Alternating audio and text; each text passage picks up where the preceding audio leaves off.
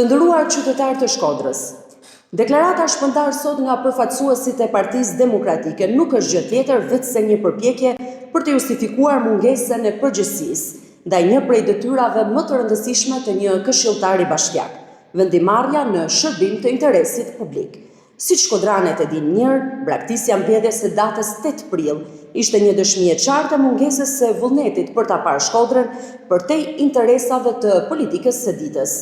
Përfaqësuesit e Partisë Demokratike treguan se vazhdojnë ta shohin Shkodrën si një pronë politike, duke penguar zhvillimin dhe duke mbajtur qytetin peng të narrativës së vjetër të prapambetjes, mungesës së projekteve dhe luftës me armiq imagjinar.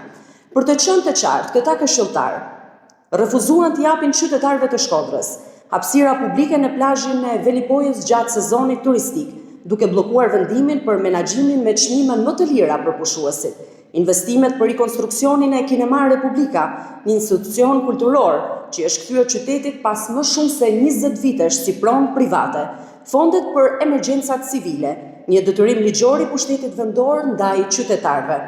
Kush po i përdor politikisht këto zhvillime, besoj se është mëse qartë për qytetarët e Shkodrës. Shfrytëzoj këtë moment për t'ju drejtuar të gjithë qytetarëve përballë kësaj sjellje të papërgjegjshme politike. Përgjigjja më mirë do të jetë data 11 maj me një votë masive për Partinë Socialiste.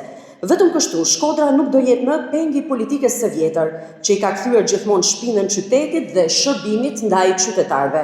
Zhvillimi i prekshëm që po përjeton Shkodra i ka vërbuar kundërshtarët politik.